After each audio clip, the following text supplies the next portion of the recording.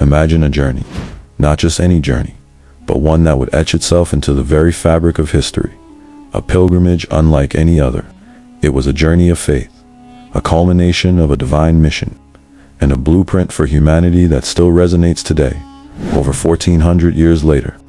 This is the story of the farewell pilgrimage, Hajjat Awida, of Prophet Muhammad, peace be upon him. It was his final Hajj, a momentous event in the Islamic year 10 after Hijrah, corresponding to 632 CE, just months before his passing. Every step, every word, every teaching was meticulously preserved, not just as a historical record, but as a living guide for millions across centuries. Join us as we retrace this incredible journey, from its humble beginnings to its profound, everlasting impact. For 10 years, Prophet Muhammad had resided in Medina, building a new society, a community founded on justice and monotheism. He hadn't performed Hajj since his migration, but the landscape of Arabia had transformed dramatically. 2 years prior, in 8 after Hijrah 630 CE, a peaceful conquest of Makkah, his birthplace, had occurred. This wasn't just a victory. It was a purification. The sacred Kaaba, once defiled by idols, was cleansed and rededicated to the worship of one God. Then came the year of delegations in 9 after Hijrah. Tribes from across the peninsula flocked to Medina, embracing Islam, pledging allegiance. Arabia was uniting under a single banner. It was in this year that a divine revelation made Hajj obligatory for all who could undertake it. The Prophet, busy with these delegations, appointed Abu Bakr to lead the Hajj that year, a preparatory pilgrimage that cleared the way, announcing crucial injunctions. No more pagans, no more naked circumambulation, no more tampering with the sacred months. The stage was set. The Kaaba was pure. The community was unified. And in early 10 after Hijrah, the Prophet Muhammad made a public declaration that sent ripples of excitement across the land. He would personally lead the Hajj. Tens of thousands gathered, eager to learn from him, to emulate his every action. This wasn't just a pilgrimage. It was a living lesson. On Saturday, the 25th of Dhul-Qa'dah, 10 after Hijrah, the Prophet Muhammad began his preparations. Imagine the scene. Over 100,000 companions, men, women, and children, forming an immense procession. The air buzzed with anticipation. Yet the Prophet's humility was striking.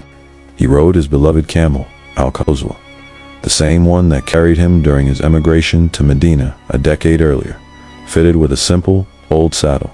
His prayer echoed, "O Allah, make the Hajj free of pretense, display and pride." Their first major stop was Dhul Hulaifa, the designated miqat, or entry point, for pilgrims from Medina.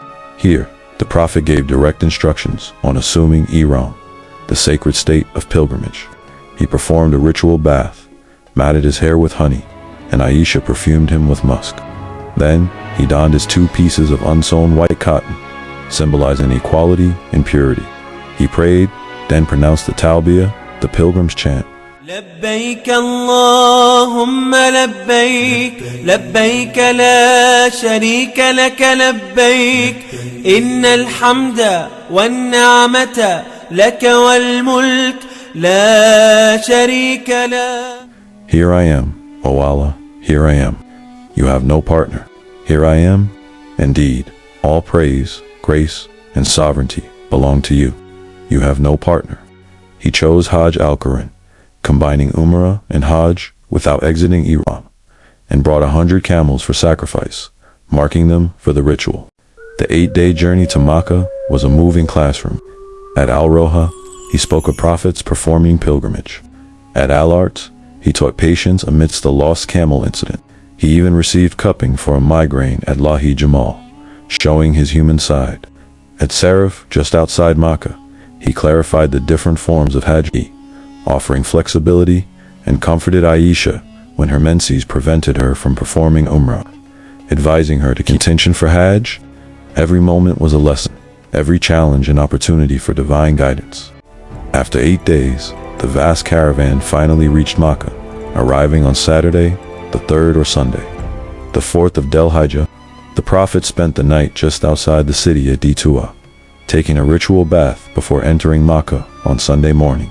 He entered the sacred mosque through what is now known as the Al-Salam Gate, The first act, circumambulating the Kaaba 7 times, a powerful symbol of unity and worship. 2. He touched and kissed the black stone, then prayed to eunuchs behind the station of Ibrahim. Next, he drank from the miraculous Zamzam well, making a supplication for wisdom and healing. The rituals continued with the sea, walking 7 times between the hills of Safa and Marwa, commemorating Hajar's desperate search for water for her son Ismail. Since he was performing Hajj al-Qiran, the Prophet remained in his ihram, a point of clarification for many companions. These initial rites were not just acts of devotion. They were the Prophet's way of re-establishing the Kaaba as the pure, monotheistic focal point of Islam, setting the standard for all future pilgrims. The core days of Hajj, from the 8th to the 13th of Dhul Hijjah, are the most intensive, a profound spiritual journey. Day 8, Yom al-Tarwiyah. At sunset, the Prophet and his companions departed Makkah for Mina, a vast plain. They spent the night there, performing all prayers from Dur to Fajr. Day 9, Yom al-Arafat. After Fajr in Mina, the Prophet journeyed to Mount Arafat. Thousands surrounded him, chanting Talbiyah and Takbir. He rested in a tent at Namira until midday, then moved to the valley of Urana.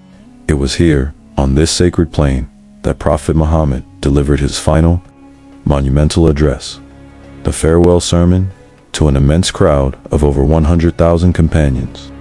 He delivered a message that would echo through time. Following the sermon, he led the Dur and Asar prayers combined, a practice still observed today. He then spent the entire afternoon in fervent supplication, emphasizing Hajj is Arafah, signifying its absolute criticality. As the sun set on Arafat, the pilgrims moved to Muzdalifa, an open plain between Arafat and Mina. Here, the Prophet combined his Maghrib and Isha prayers and rested.